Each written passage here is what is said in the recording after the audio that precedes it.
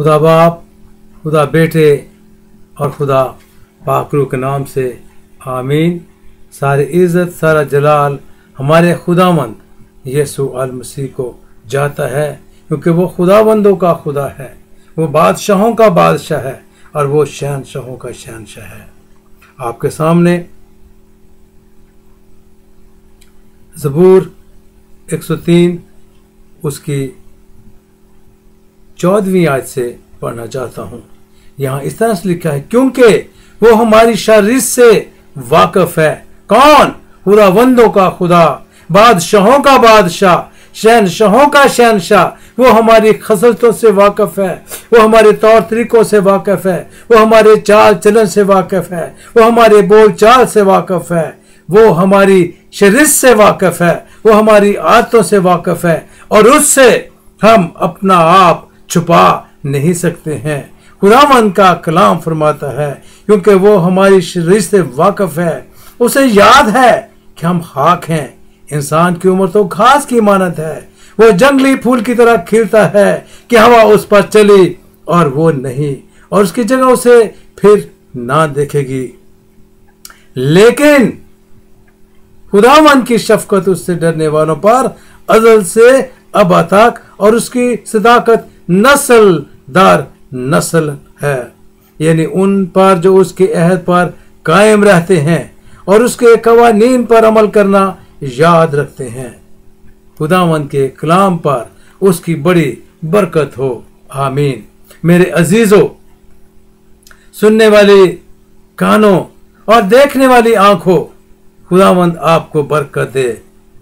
आज का कलाम जो मैं आपको सुना रहा हूं, बता रहा हूं, खुदावंद फरमाते हैं दाऊद नबी के जरिए से कि खुदावंद हमारी खसलतों से, हमारी आदतों से, हमारे तौर तरीकों से, हमारे बोलचाल से, हमारी जिस्मानी जिंदगी से, हमारी जिस्मानी हालत से, हर एक चीज से खुदावंद वाकिफ है और हम अपने आप को छुपा नहीं सकते हैं।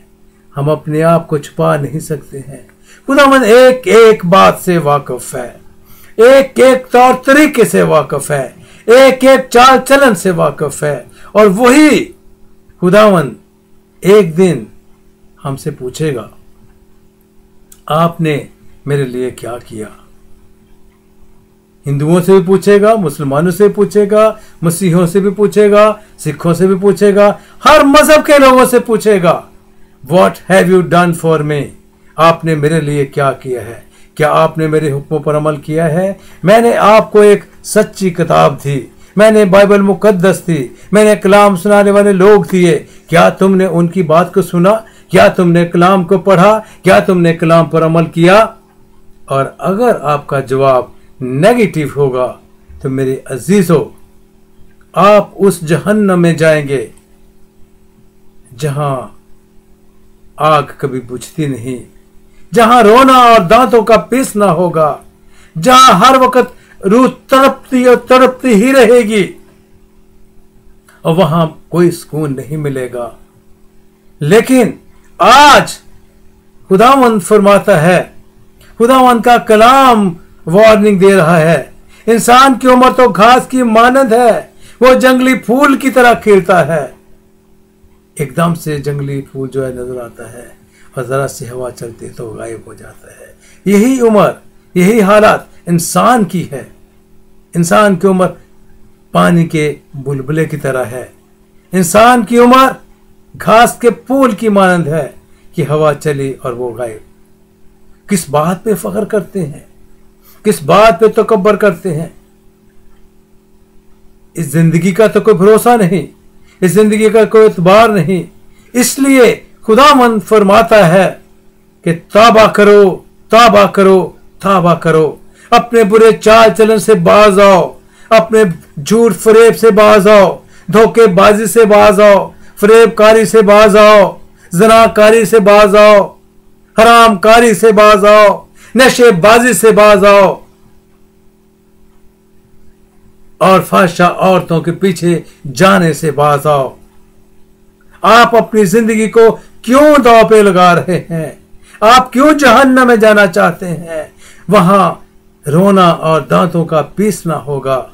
लेकिन मेरे अजीज भाइयों और बहनों, अगर आज आप इस कलाम को सुनते हैं, अगर आज आप अपनी जिंदगी खुदावंद को दे देते हैं, अगर आज अपने जिंदगी अपना दिल मसीहा को दे देते हैं, अगर आज आप तौबा कर लेते हैं, तो मैं आपको गारंटी देता हूं in the name of Jesus Christ, यीशु अल मसीह के नाम में, कि आपके सारे गुनाह, आपकी सारी गलतियां, आपके सारे कसूर माफ हो जाएंगे और आप अब्दी चैन और सुकून और इत्मीनान की जिंदगी बसर करेंगे। खून ना करो, चोरी ना करो, बदी बदकारी ना करो, ज़नाकारी ना करो, हरामकारी ना करो, झूठ फरेब ना दो, झूठ मत बोलो, किसी की चीज का लालच मत करो, किसी की बीवी का लालच मत करो, किसी की जमीन का, किसी भी चीज का लालच ना करो, क्योंकि ये गुनाह है और गुनाह की मजदूरी मौत है। आप क्यों मौत को गले लगाना चाहते हैं? आप क्यों नहीं हमेशा की जिंदगी पाना चाहते हैं? अभी ये मौका है, सिखों के लिए भी मौका है, मुसलमानों के लिए भी मौका है, हिंदुओं के लिए भी मौका है, बुद्धिस्ट के लिए भी मौका है, जूश के लिए भी मौका है, हर एक के लिए मौका है कि वो खुदावंद के कलाम को पढ़ो और खुदावंद के कलाम पर अमल करो। मसीहा को, जो निजात देने वाला खुदा है, जो गुनाहों को माफ करने वाला खुदा है, उसके पास आ जाओ और माफी मांग लो। एक वक्त था, मैं भी बहुत दूर था खुदा से, लेकिन जब मैंने पुकारा और मसीहा मुझ पर जाहिर हो गए, तो मैंने मसीहा के पीछे चलना शुरू कर दिया। और मैं खुदा का शुक्र करता हूं कि खुदा ने मुझे अंधेरे में से निकाला और अपनी रोशनी में ले आया। मैं शुक्र करता हूं कि अब मैं अंधेरे में ना रहा, बल्कि खुदावंद की रोशनी में चलता फिरता हूं।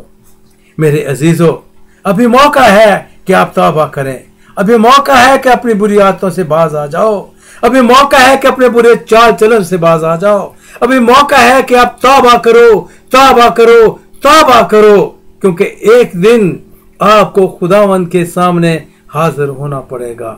फिर आप ये नहीं कह सकते मुझे तो पता ही नहीं था, मुझे तो किसी ने बताया ही नहीं।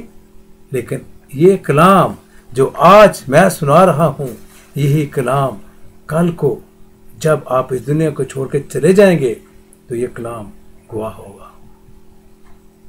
तो मेरे अजीजों, यूसाया नबी की किताब उसका पहला बाब 18वीं आयत में साफ साफ लिखा है, अगरचे तुम्हारे गुनाह किरमजी भी क्यों ना हो, वो भी धुल के बर्फ की मानंद सफेद हो जाएंगे। खुदावंद आज आपके गुनाहों को माफ करने के लिए तैयार है। खुदावंद आज आपको गले लगाने के लिए तैयार है। वो सारी बदी बदकारियों को माफ करने के लिए तैयार है। वो आपकी सारी ज़नाकारियों को, सारे खून खराबे को, अगर ज़िंदगी में आपने खून किया हो, अगर आपने ज़नाकारी की हो, हरामकारी की हो, चोरी की हो, किसी को बुरी निगाह से देखा हो, किसी के साथ झगड़ा रगड़ा किया हो, कुछ भी किया हो, आज खुदावंद माफ करने के लिए तैयार है। जब तक कि आपके हवासे खमसा काम करते हैं, आपकी आंखें देखती हैं, आपके कान सुनते हैं, तौबा करो, रोज रोज बाइबल मुकद्दस को पढ़ो। यहाँ माफी है, यहाँ जिंदगी मिलती है। खुदावंद यीशु अल मसीह जिंदा है, उसने मौत और कब्र पे फतह पाई है। वो आपको जिंदगी दे सकता है, वो आपकी दुआओं का जवाब दे सकता है, वो आपके गुनाहों को माफ कर सकता है। जरा एक मर्तबा पुकार कर तो देखें और कहें कि आए खुदावंद मेरी जिंदगी में आ, मैं तुझे देखना चाहता हूँ, अपने आप को मुझ पे जाहिर कर दे। तो मसीहा अपने आप को आप पर जाहिर करेगा, आपकी सारी गलतियों को, गुनाहों को, कसूरों को माफ करेगा और आपका नाम अपनी किताब हयात में लिखेगा और आप हमेशा की जिंदगी के वारिस हो जाएंगे। और अगर अचानक आप पे मौत आ भी जाए तो आप सीधे जन्नत और फिरदौस में जाएंगे और आप हमेशा की जिंदगी के वारिस हो जाएंगे।